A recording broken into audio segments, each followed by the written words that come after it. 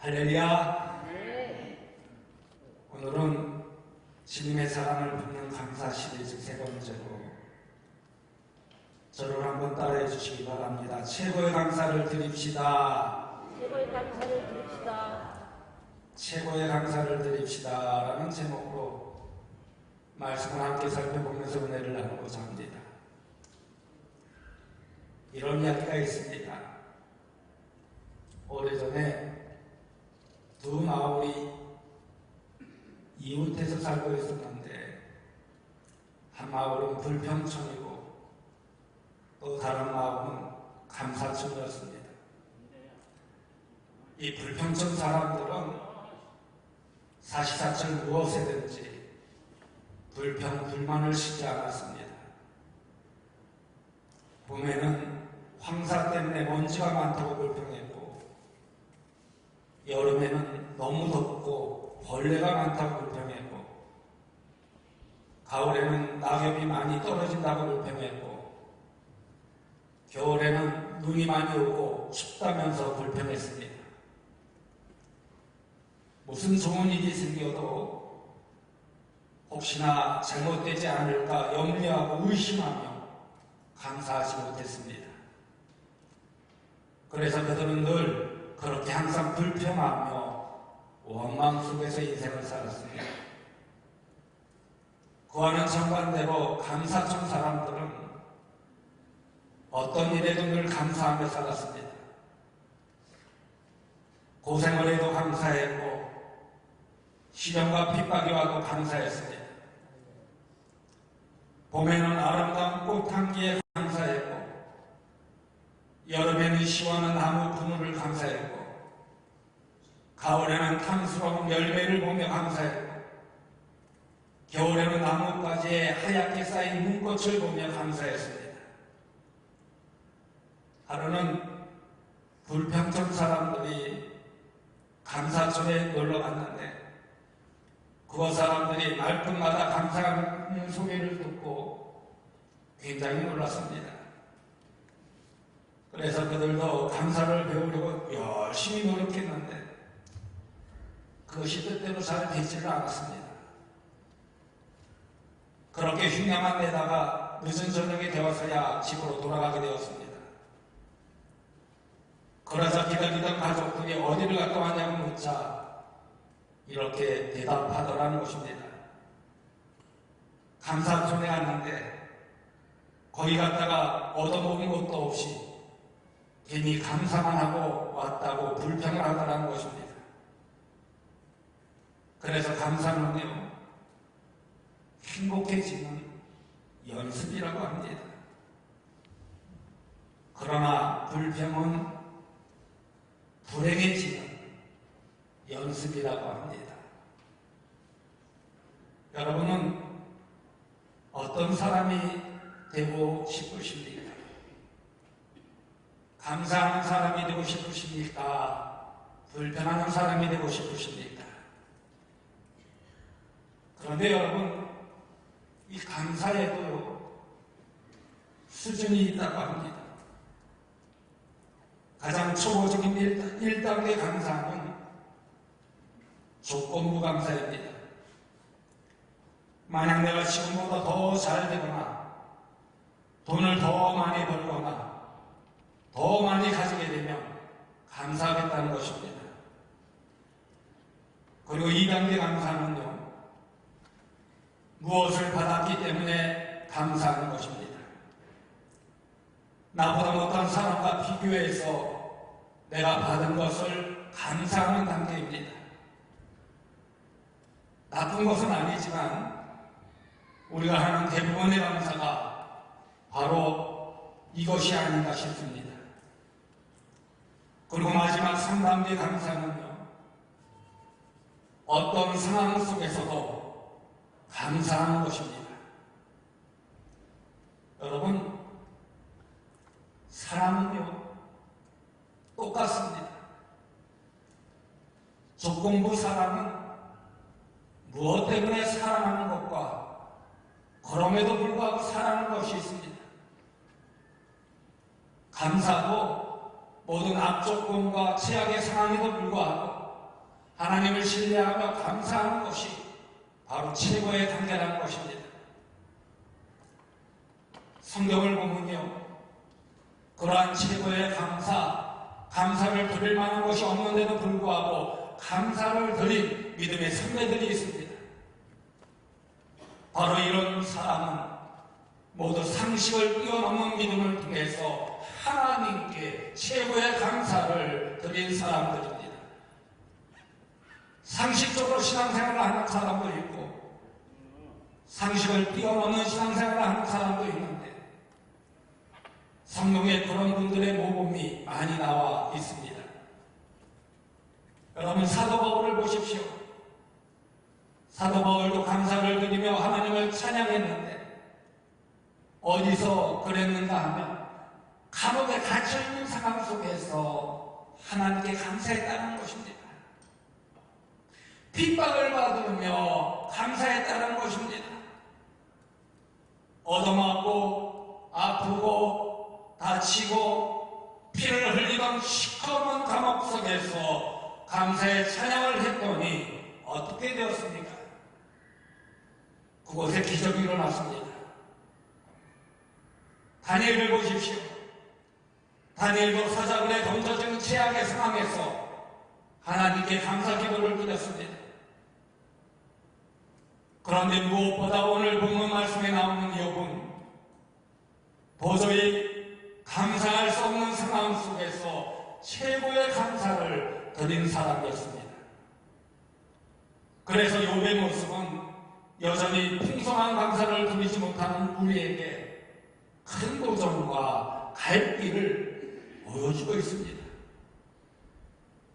그럼 욥은 어떤 사람일까요? 먼저 욥은요, 부자이면서 경건한 사람이었습니다. 많은 사람이 욥을 욥기의 성경의 중간쯤 나오기에 한참 뒤에 신의 사람으로 생각하는 분이 있습니다. 그러나 욥은요, 이 아브라함과 동시대 사람입니다. BC 2000년 정도에 고대사에 살았던 사람입니다. 그리고 욥은요, 아주 엄청난 부자였죠. 모든 것을 다 잃어버린, 모든 희망의 빛이 다 꺼진 사람이었습니다. 나중에 새 친구들이 위로를 한다고 찾아와서 처음에는 위로를 하는 듯 했습니다. 그러나 논쟁으로 발전하면서 네 사람이 서로 논쟁만 벌이며 나중에 한 사람이 더 끼어들었습니다. 그러다 결국에는 하나님이 결론을 내려주시는 것이 바로 욥기 전체의 내용이라고 할 수가 있습니다. 그래서 이 욥기의 말씀을 묵상할 때 우리가 이해하기가 쉽지 않습니다. 하지만 이 앞부분의 말씀을 볼 때 우리가 커다란 교훈을 볼 수가 있다는 것입니다. 욥은요, 하나님이 보시기에 온전하고 정직하며 악에서 떠난 자라고 되어 있습니다. 욥기 1장 1절 말씀을 보면 우스 땅에 욥이라 불리는 사람이 있었는데 그 사람은 온전하고 정직하여 하나님을 경외하며 악에서 떠난 자더라라고 했습니다. 이처럼 욥은 하나님을 경외하면서 하나님 보시기에 온전한 사람이었다는 것입니다. 그리고 그는 엄청난 부자였다는 것을 알 수가 있습니다. 욥기 1장 3절에 있는 말씀을 보면 그의 소유물은 양이 7,000마리요, 낙타가 3,000마리요, 소가 500마리요, 암나귀가 500마리이며 정도 많이 있었으니 이 사람은 동방 사람 중에 가장 훌륭한 자라라고 했습니다. 이 말씀은 양이 70마리만 있어도요, 그 시대에 많다고 하였는데 7,000마리나 되었다고 했어요. 낙타는 7,000마리, 소는 500별이, 암나귀는 500마리나 되는 아주 엄청난 부자였습니다. 아마도 그 시대에 가장 큰 부자였다고 볼 수 있습니다. 요즘 말로 하면 엄청난 돈과 빌딩과 부동산과 땅을 이 도시별로 갖고 있는 재벌이었을 것입니다. 그뿐만이 아니라 오늘 보면 2절 말씀을 보면 그에게는 아들 7과 딸 3으로 자녀들이 10명이 있었습니다. 자녀가 많고 돈이 많은 게 문제가 아니라 자녀들의 경건을 위하여 굉장히 힘쓴 영적 아버지였다는 사실을 알 수가 있습니다. 이렇게 욥은 남보낼 곳이 없는, 아니 남들보다 훨씬 뛰어난 부자였지만 그런 인생을 살면서도 아주 경건하게 살기 위해서 최선을 다했던 사람이었다는 것입니다. 여러분, 부자로 살면서요, 자기의 경건을 지킨다는 것이 얼마나 힘든 일인지 모릅니다. 왜? 많은 유혹이 다가오기 때문입니다. 그뿐만이 아니라 자기 자녀들까지 하나님 앞에 경건하도록 애쓴다는 것이 얼마나 힘든 일인지 모릅니다. 그런데 욥은 바로 그런 사람이었다는 것입니다. 그런데 여러분, 우리가 주변을 한번 보아도 그렇지 않습니까? 어려움이 왔을 때 넘어지는 사람보다 일이 잘 풀릴 때 신앙적으로 넘어지는 사람이 더 많은 것 같습니다. 우리가 신앙적으로 잘못 가는 경우는 대부분 보게 되면 어려울 때가 아니라 잘 풀릴 때라는 것입니다. 일이 어렵고 힘들면 어떻게든 하나님께 매달리게 됩니다.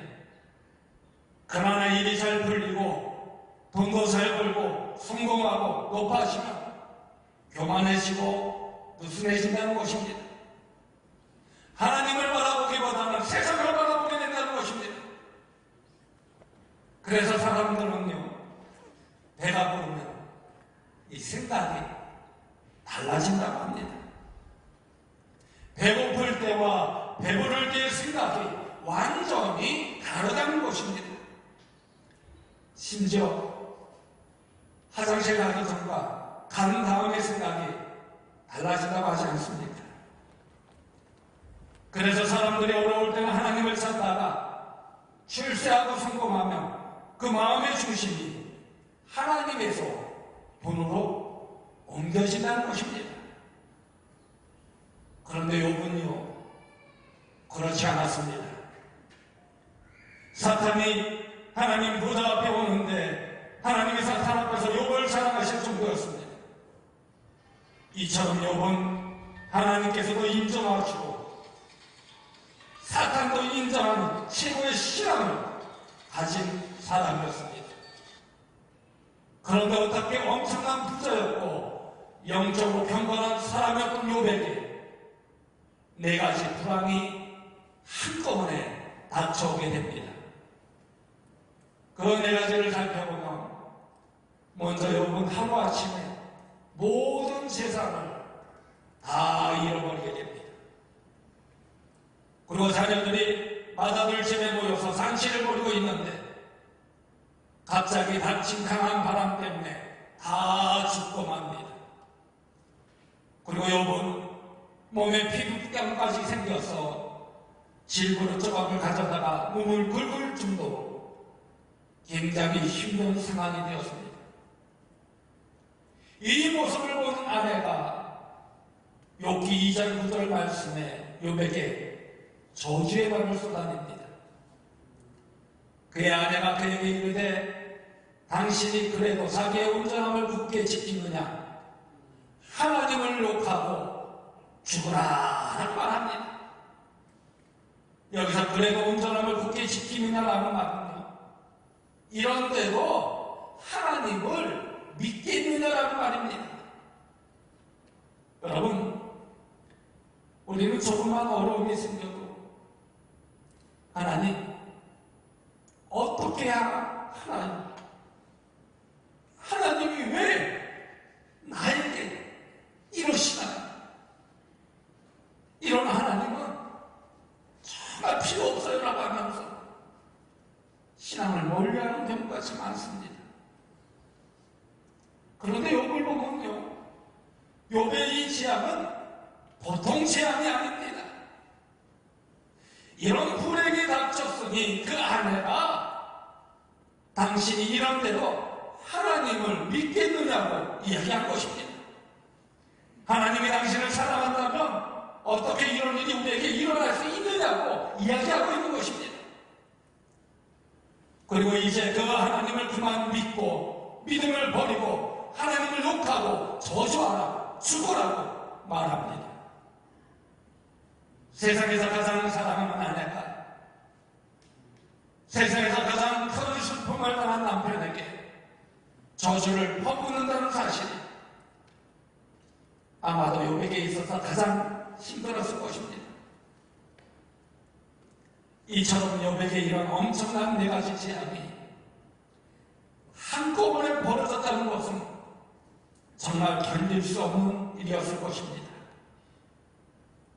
여러분, 만약 여러분 같으면 이럴 때 어떻게 반응하시겠습니까? 저 같으면요, 반응할 수가 없었을 거예요. 그냥 그 자리에서 쓰러져 말았을 것입니다. 그런데 욥은 어떻게 했을까요? 놀랍게도 그 상황에서 하나님께 감사드렸다는 것입니다. 그래서 야고보서에서도 이 욥의 인내를 배우라고 말씀하여 주고 있습니다. 오늘 보면 20절의 말씀을 보면요, 욥이 일어나 겉옷을 찢고 머리털을 밀고 땅에 엎드려 예배하며 라고 했습니다. 그 당시 사람들은 가장 슬프고 괴로운 일을 당하면 이 겉옷을 찢고 머리털을 밀었습니다. 그러니까 욥은 지금 자신이 아주 엄청난 슬픔에 빠졌다는 것을 이 겉옷을 찢고 머리털을 미는 행위로 표현하고 있습니다. 그리고 오늘 보면 21절 말씀을 보면 이르되 내가 모태에서 알몸으로 나왔사온즉 또한 알몸이 그리로 돌아가올지라도 주시니도 여호와시오 거두시니도 여호와시오니 여호와의 이름이 찬송을 받으실지니이다 라고 했습니다. 여기서 욥은 인생의 핵심 알고 있었습니다. 그 핵심 진리가 뭔가 하면 알몸으로 태어나 알몸으로 죽는다는 것입니다.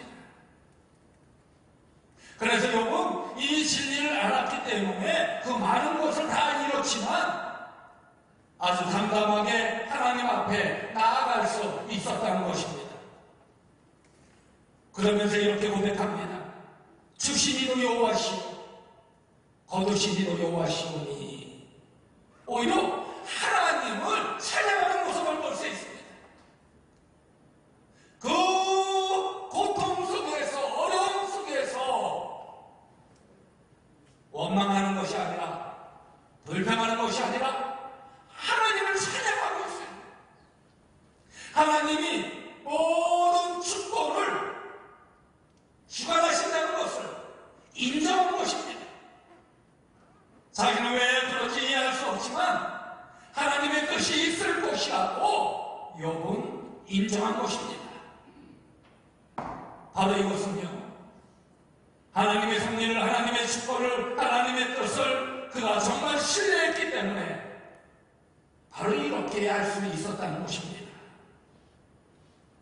그리고 오늘 본문 22절 말씀을 보면요, 이 모든 일에 욥이 범죄하지 아니하고 하나님을 향하여 원망하지 아니하니라 라고 했습니다. 여기서 하나님을 원망하지 않았는데 특히 입술로 원망하지 않았다는 것입니다. 이것은 욥이 범죄하지 않았다고 할 때 마음도 그렇지만 특히 말도 범죄하지 않았다는 것입니다. 아무리 믿음이 좋은 사람이라도 하나님이 하시는 일을 다 다 이해할 수가 없을 것입니다. 특히 어려운 일이 생길 때 하나님은 왜 나를 사랑하신다고 하시면서 이런 일이 나에게 일어납니까? 라고 이야기할 것입니다. 그런데 욥은요, 하나님이 하시는 일에 코를 달지 않았어요. 하나님이 하시는 일에 코를 달지 않았다는 것입니다. 이것은 하나님이 하시는 일에는 실수가 없다는 것을 바로 인정하실 것입니다. 분명한 하나님의 뜻이 있다는 것을 확신해야 될 것입니다. 그래서 욥은 실수가 없으신 하나님을, 완벽하게 이끄신 하나님을 정말 믿었던 것입니다. 이렇게 욥은 그 엄청난 어려움 속에서도 입술로 범죄하지 않고 오히려 하나님께 감사했다는 것입니다.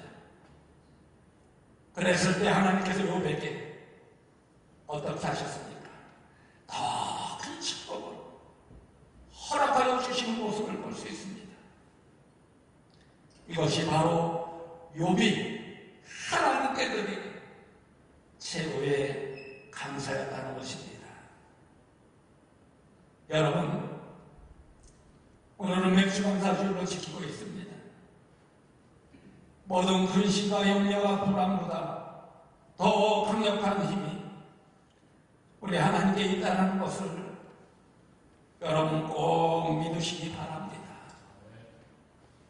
우리는 하나님을 믿는 사람으로서 그 어떤 상황 속에서도 감사할 수 있는 능력의 사람이 되어지기를 간절히 소망합니다. 그러게 그 하나님을 바라보며 하나님 감사합니다, 하나님 감사합니다, 이렇게 고백할 때 우리는 하나님의 놀라운 능력의 역사를 체험하게 되며 동참하게 된다는 것입니다. 왜 그럴까요? 우리의 아버지이신 하나님은 우리의 모든 상황을 다 알고 계시기 때문입니다. 우리 하나님은 나보다 더 잘 알고 계십니다. 내가 못 보는 것까지도 저 뒤에 뭐가 벌어지고 있는지 다 알고 계시다는 거예요.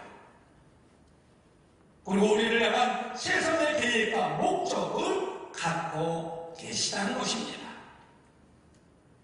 그것을 이루어 주시기 위해서 지금 우리 가운데 열심히 일하고 계시다는 사실을 여러분 꼭 기억하시기를 간절히 소망합니다. 여러분 삶 속에 힘든 일이 있습니까? 어려운 일이 있습니까? 근심과 걱정과 염려가 있습니까? 오늘 본문의 욥과 같이 오직 하나님만을 신뢰할 수 있는 여러분들 되어지기를 간절히 소망합니다. 그 어떤 최악의 상황에서도 기뻐하며 감사할 수 있는 여러분 되어지기를 간절히 소망합니다. 그럴 때 하나님께서 욥과 같이 더 큰 축복을 예비하여 주시고 축복하여 주실 줄 믿습니다. 그 안에서 승리함을 얻는 우리 모든 성도님들 되어지기를 주님의 이름으로 간곡히 축원드립니다. 날 구원하신 주 항상 찬양하도록 하겠습니다.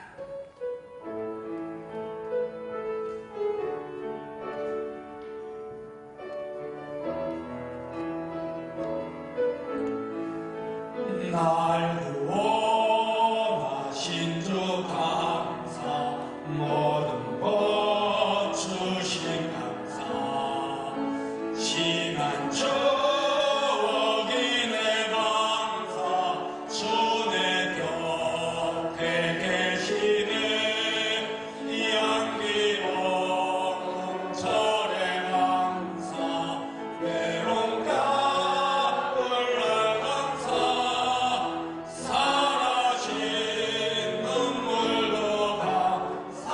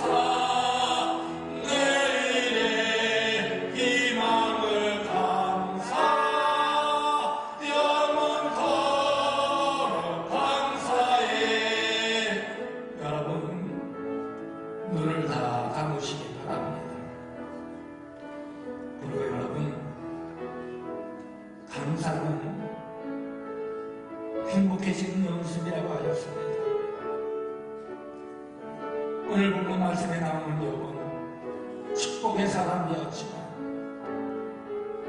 한꺼번에 우리가 상상할 수 없는 큰 불행이 닥쳐왔습니다. 그럼에도 욥은 하나님을 입술로 원망하지 않았습니다. 하나님이 하시는 일에 토를 달지 않았습니다.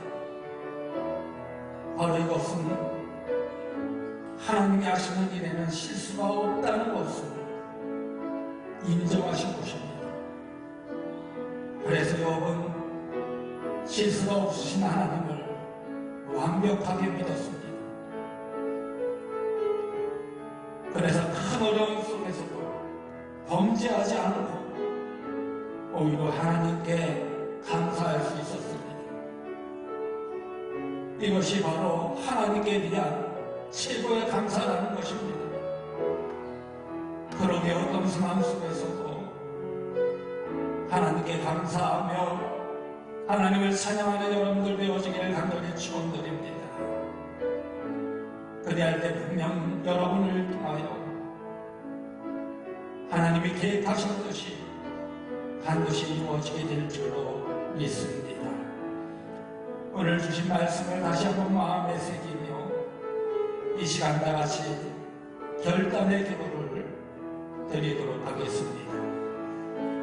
주여 아버지, 이와 같이 아버지 하나님을 믿으시고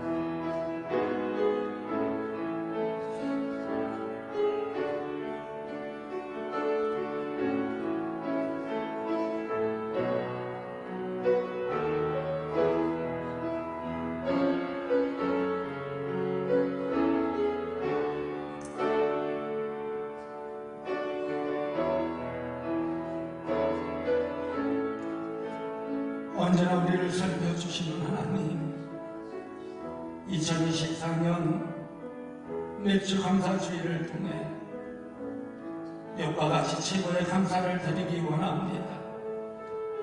어떤 어려움 속에서도 언제나 우리를 지켜주신 하나님의 그 크신 사랑과 은혜를 기억하기 원합니다.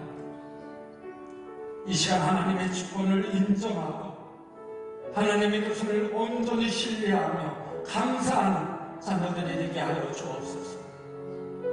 그래서 우리를 향한 주님의 완전한 계획과 목적을 철저히 신뢰하는 가운데 욥과 같이 축복받는 자녀들이 되게 하여 주옵소서.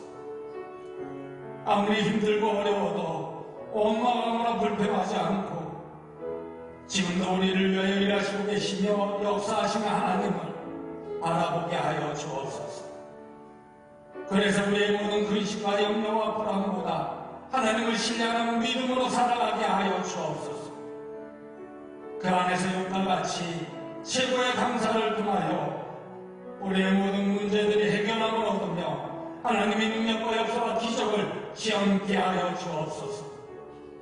우리의 마음이 기쁨과 평안을 얻어 하나님께 영광 돌리는 자녀들이 되게 하여 주옵소서. 그래야 하나님의 은혜를 항상 고백하며 감사하는 가운데 온전히 쓰임받는 자녀들이 되게 하여 주옵소서. 예수님의 이름으로 감사하며 축복하며 기도드려옵나이다. 아멘.